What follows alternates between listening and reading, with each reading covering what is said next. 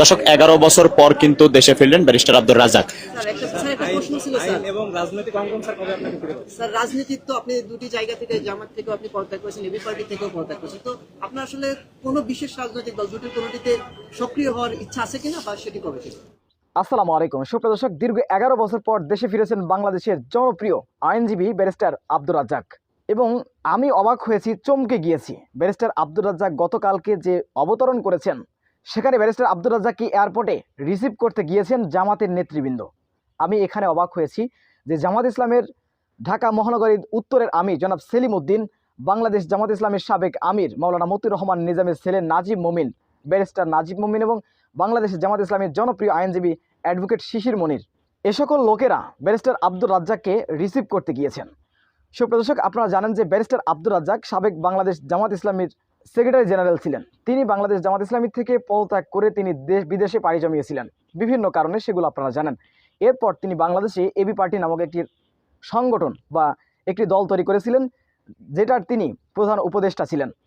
তো সাধারণত তার এবি পার্টির যারা আছেন, মুজিবুর রহমান মঞ্জু, ব্যারিস্টার ফোয়াদ, ব্যারিস্টার তাজুল ইসলাম, তারা কিন্তু ব্যারিস্টার আব্দুর রাজ্জাককে রিসিভ করার কথা, কিন্তু সেখানে আমরা দেখতে পাচ্ছি জামাত এবং শিবিরের নেতৃবৃন্দ এবং তাদের অ্যাডভোকেটরা, আইনজীবীরা ব্যারিস্টার আব্দুর রাজ্জাককে রিসিভ করেছেন এবং আব্দুর রাজ্জাককে সাংবাদিকরা প্রশ্ন করেছেন যে আপনি পুনরায় কোন দল করবেন, জামাত ইসলামী করবেন নাকি এবি পার্টি করবেন, এ বিষয়ে নীতি প্রশ্ন করেছেন। এ বিষয়ের বিস্তারিত জবাব দিয়েছেন ব্যারিস্টার আব্দুর রাজ্জাক। চলুন আমরা তার মুখ থেকে বিস্তারিত জেনে আসি। দর্শক 11 বছর পর কিন্তু দেশে ফিরলেন ব্যারিস্টার আব্দুর রাজ্জাক।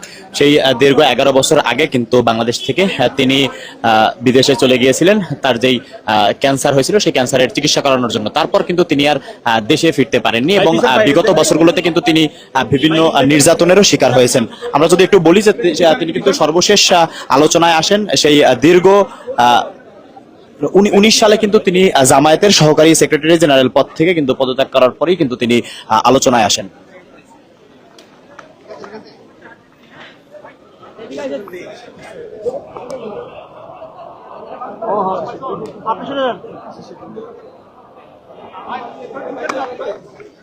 ভাই ভাই এটা একটু দিয়ে দেন,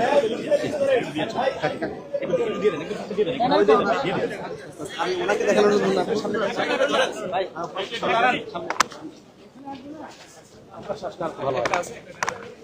স্যার, রাজনীতি এবং আইন দুই অঙ্গনের অনেক মানুষ আপনাকে দীর্ঘদিন মিস করছে। আপনি বাংলাদেশে আসছেন, এই দুই অঙ্গনের প্রবেশের ব্যাপারে যারা আমার কিছু কথা আছে সেগুলো আমি আগে বলে ফেলি। বিসমিল্লাহির রহমানির রহিম।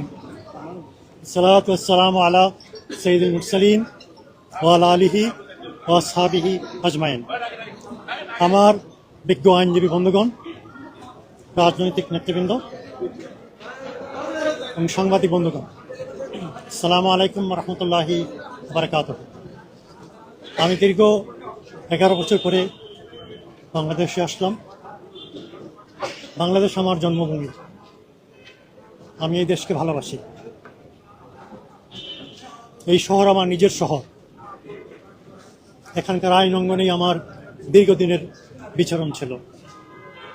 আজকে সুদীর্ঘ 11 বছর পরে এদেশে আসতে পেরে আমি আল্লাহ রাব্বুল আলামিনের শুকরিয়া আদায় করছি।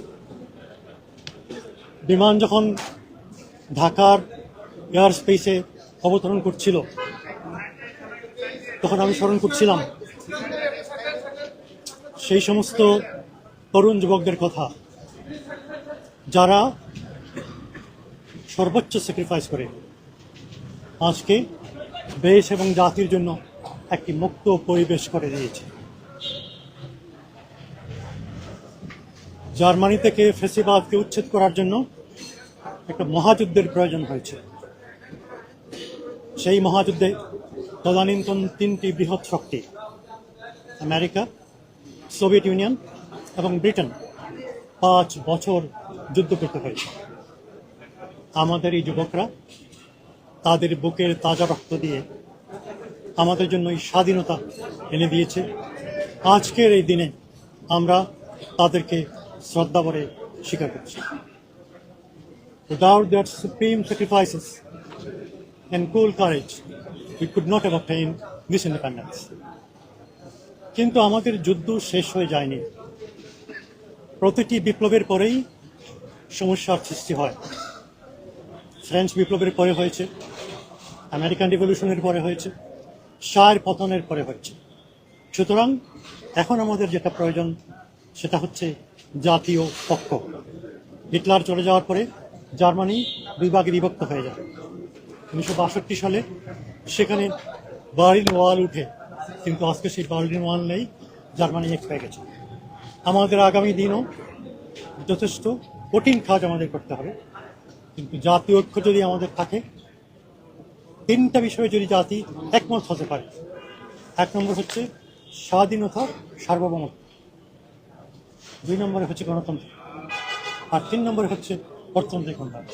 তাহলে ইনশাআল্লাহ বাংলাদেশ একটি সুখী, সমৃদ্ধশালী, কল্যাণ রাষ্ট্রে পরিণত হবে। একটা কথা বলি, শেষ করছি। 1757 সালে ব্রিটিশ যখন এই দেশে আসে, তখন বাংলাদেশ ছিল দুনিয়ার সবচেয়ে সমৃদ্ধশালী দেশ। পার্টিকুলারলি বিগত সরকার এই দেশের সব কিছু ধ্বংস করে দিয়েছে। সুতরাং আমাদের সবাইকে ঐক্যবদ্ধ থাকতে হবে। এত কষ্ট করে এই শীতের রাতে আপনারা এসেছেন, আপনাদের সবাইকে আমার অন্তরের অন্তঃস্থল থেকে ধন্যবাদ জানাচ্ছি। আসসালামু আলাইকুম রহমতুল্লাহি ওয়া বারাকাতুহু। স্যার একটা প্রশ্ন ছিল স্যার। আইন এবং রাজনৈতিক অঙ্গন স্যার কবে আপনাকে ফিরে পেয়েছে? স্যার রাজনীতির তো আপনি দুটি জায়গা থেকে, জামাত থেকেও আপনি পদত্যাগ করেছেন, এবি পার্টি থেকেও পদত্যাগ করেছেন, তো আপনার আসলে কোনো বিশেষ রাজনৈতিক দল দুটির কোনোটিতে সক্রিয় হওয়ার ইচ্ছা আছে কিনা, বা সেটি কবে থেকে? আমি একজন আইনজীবী, আমি কোর্টরুম ব্যারিস্টার। 1980 সালে আমি ব্যারিস্টার হই, 5 বছর ইংল্যান্ডে প্র্যাকটিস করেছি, তারপর এখানে ফিরে আসি। অনেক ইম্পর্টেন্ট কেস আমি করেছি, আমার অনেক জুনিয়র এখানে আছেন। ইটিভির কেস, পাবলিক সেফটি অ্যাক্ট, এই সমস্তের মাধ্যমে আইনের অঙ্গনে আমি আমার কন্ট্রিবিউশন রেখেছি। আমি আইনের অঙ্গনে আমার কন্ট্রিবিউশন রাখার চেষ্টা করব। আইনের শাসন একটি অতি বড় জিনিস। বাংলাদেশে যদি আমরা আইনের শাসন প্রতিষ্ঠিত করতে পারি, তাহলে আমাদের রাজনীতি সফল হবে, অর্থনৈতিক উন্নতি হবে। সুতরাং আইন অঙ্গনেই আমার বিচরণ, আইন অঙ্গনেই আমি থাকবো। আইনের মাধ্যমে আমি দেশ এবং জাতির খেদমত যতটা আল্লাহ তাআলা আমাকে তৌফিক দেন সেটা করার চেষ্টা করব। তাহলে কি রাজনীতিতে আপনাকে সক্রিয় দেখতে পাবো না, এটা কি বলতে পারি? আমি প্রশ্নের জবাব দিয়ে দিয়েছি, আবারও যদি আমাকে প্রশ্ন করেন ওটাই রিপিট করতে হবে। তো রিপিট করে repetition will not make my point any clear. আমি কথা বলে দিয়েছি, আইনের অঙ্গনে থেকে এদেশের মানুষের, দেশ এবং জাতির খেদমত। আপনাদের মনে আছে 2001 সালে ইটিভি বন্ধ হয়েছিল, হাসিনার ফার্স্ট গভর্নমেন্টের সময়। এত বড় জালিয়াতি এদের সেই ইতিহাসে কোনোদিন হয়নি, এবং সুপ্রিম কোর্টের অর্ডার ছাড়া ইটিভি বন্ধ হওয়ার কোনো উপায় ছিল না। সুতরাং একসময় আসে যে রাজনীতি এবং আইন একসাথে মিলে যায়। সুতরাং আইনের অঙ্গনে আমি আছি, আমি আইনের ছাত্র, আইনের অঙ্গনে আমি কাজ করতে চাই। থ্যাংক ইউ আপনাদের সবাইকে আবার অসংখ্য। সুপ্রদর্শক, ব্যারিস্টার আব্দুর রাজ্জাকের বক্তব্যটি আপনারা কীভাবে দেখছেন অবশ্যই আপনাদের মূল্যবান মন্তব্য কমেন্ট বক্সে জানাবেন। সবসময় সত্য নির্ভর তথ্য পেতে স্বাধীন বাংলা টিভি ইউটিউব চ্যানেলটি সাবস্ক্রাইব করে আমাদের সাথে থাকুন। আসসালামু আলাইকুম রহমতুল্লাহি ওয়া বারাকাতুহু।